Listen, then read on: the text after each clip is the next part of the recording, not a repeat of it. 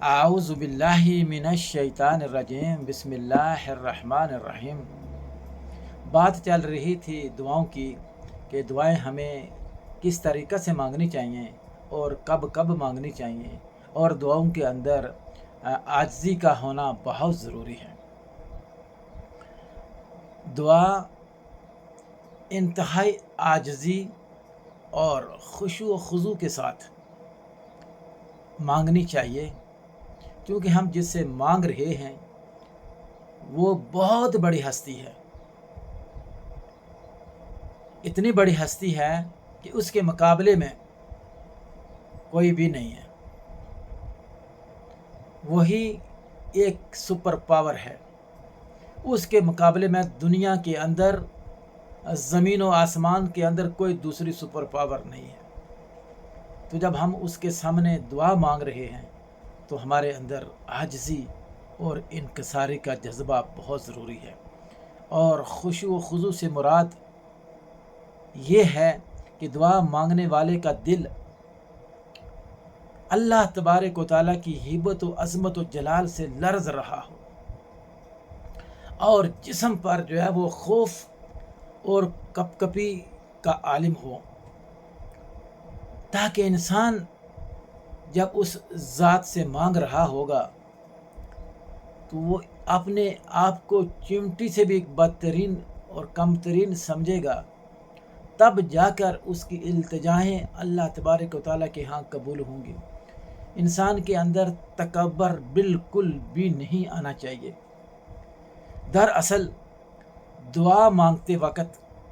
آدمی کو یہ تصور کر لینا چاہیے کہ میں ایک درماندہ فقیر اور ایک بے نوا مسکین ہوں، اور اس در سے بھی ٹھکرا دیا گیا تو پھر میرے لیے کہیں دوسرا در نہیں ہے، ایک ہی وہ در ہے جہاں پہ ہمیں دعا مانگنے کا حق بھی ہے، اور ہم دعا مانگ بھی سکتے ہیں، اور وہ ہماری دعاؤں کو قبول بھی کرتا ہے۔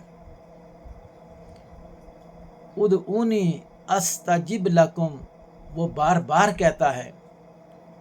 کہ تم مجھے پکارو، میں تمہاری پکار کا جواب دوں گا۔ تو پھر ہمیں اس ہی سے دعاؤں کا سہارا لے کر اسی سے اپنی تمام تر پریشانیاں، مشکلات، تمام تر حاجت روائی اسی ہی سے مانگنی چاہیے۔ جو کچھ بھی ملے گا اسی کے در سے ملے گا، کہیں اور سے کچھ نہیں ملے گا، یہ بات ذہن نشین کر لیجئے۔ وہ سب کچھ عطا کرنے والا ہے اور عطا کر رہا ہے، اور صدیوں سے کر رہا ہے، اور قیامت تک کرتا رہے گا، اور قیامت کے بعد بھی اسی ہی کی عنایت ہوگی تو ہم جنت میں داخل ہو سکیں گے انشاءاللہ تعالی۔ رسول اکرم صلی اللہ علیہ وآلہ وسلم کا ارشاد ہے کہ اپنی دعاؤں کے قبول ہونے کا یقین رکھتے ہوئے سچے دل سے دعا کی جائے، اللہ ایسی دعا قبول کرتا ہے۔ اور اگر بے غافل ہو کر اور بے پرواہ ہو کر خالی فارمیلٹی کے طور پہ ہاتھ اٹھائیں گے تو اللہ ایسی نہ عبادت کو قبول کرتا ہے اور نہ اس کے بعد مانگے جانے والی دعا کو قبول کرتا ہے۔ بھائیو اور دوستو، ہم جو بھی عبادت کریں وہ بھی خشوع و خضوع کے ساتھ دل کی اتھاہ گہرائیوں سے اللہ کو حاضر و ناظر جان کر اور مان کر کہ وہی ایک ذات ہے جس کے سامنے میں کھڑا ہوں، اور کوئی ذات نہیں ہے جس کے سامنے میں کھڑا ہوں گا۔ اگر کسی اور ذات کے سامنے میں کھڑا ہوں گا، التجا کروں گا تو وہ شرک ہو جائے گا۔ تو لہٰذا تمام تر عبادات کا منبع اللہ تبارک و تعالیٰ کو مان کر، اللہ تبارک و تعالیٰ کو مان کر ہمیں عبادات اور اس کے بعد دعاؤں کا سہارا لے کر جب ہم اس سے گڑ گڑائیں گے، اس سے مانگیں گے تو یقین مانیے کہ وہ ہمیں دے گا۔ جب وہ قرآن میں کہتا ہے کہ من حبل الورید، کہ میں تمہاری شاہ رگ سے بھی قریب ہوں، اور پھر یہ بھی کہتا ہے اے میرے بندے تو میری طرف ایک بالشت تو چل کے آ، پھر دیکھ میں تیری طرف 10 بالشت چل کے آتا ہوں۔ علماء کرام ہماری آسانی کے لیے ہمیں کہتے ہیں کہ اگر آپ اللہ کی طرف 1 فٹ چلیں گے تو اللہ آپ کی طرف 10 فٹ چلے گا، 1 قدم چلیں گے تو اللہ آپ کی طرف 10 قدم چلے گا۔ بھائیوں اور دوستوں، بہنوں اور بزرگوں، کیا ہی خوب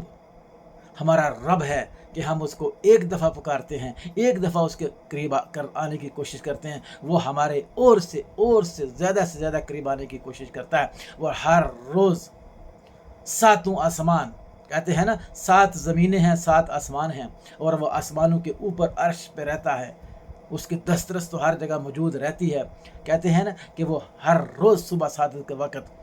7 آسمانوں سے پہلے آسمان پہ آ کر علماء کرام کے مطابق اپنے ہاتھ ایسے پھیلا لیتا ہے، کوئی ہے میرے سے دعا مانگنے والا، کوئی ہے میرے سے اپنے غلطیوں کی نجات لینے والا، آ کر تو دیکھ میں کیسے اس کی دعاؤں کو قبول کرتا ہوں۔ اور پھر یہاں تک نہیں، ہمیں یہ بھی کہتا ہے اے بندے، جس ماں نے تجھے جنم دیا ہے اور جس ماں نے تجھے پال بوس کر اتنا بڑا کیا ہے، جتنا وہ تم سے پیار کرتی ہے اس سے 70 گنا زیادہ میں تم سے پیار کرتا ہوں۔ جب اللہ تعالیٰ ہم سے اتنا پیار کرتے ہیں، جب ہم خلوص نیت سے اللہ سے دعا مانگیں گے تو انشاءاللہ ہماری دعاؤں کو سنے گا بھی اور اس کا جواب بھی دے گا۔ کیوں کہ وہ خود کہتا ہے ادعونی استجب لکم، سورہ مومن کی آیت نمبر 60 کے اندر اس نے خود کہا ہے کہ تم مجھے پکارو، میں تمہاری پکار کا جواب دوں گا۔ تو انشاءاللہ بھائیو اور دوستو، بہنوں اور بزرگوں، ہمیں ہر عبادت کے بعد اللہ تبارک و تعالیٰ سے خشوع و خضوع کے ساتھ اللہ کو حاضر جان کر اور دل میں یہ بٹھا کر کہ وہی میری دعا سننے والا ہے اور کوئی نہیں سننے والا، تو ضرور ہماری دعاؤں کو سنے گا انشاءاللہ تعالیٰ۔ تو کیا آپ اللہ کو حاضر ناظر جان کر انشاءاللہ دعاؤں کا سہارا لیں گے نا؟ جب لیں گے تو اللہ آپ کی دعاؤں کو قبول بھی کرے گا انشاءاللہ تعالیٰ۔ پاکش 2030 کو ضرور یاد رکھیے، اس چینل کو سبسکرائب بھی کیجئے، لائک بھی کیجئے اور اپنے دوستوں احباب کے ساتھ اس کو شیئر بھی کیجئے۔ اللہ میرا اور آپ کا حامی و ناصر ہو۔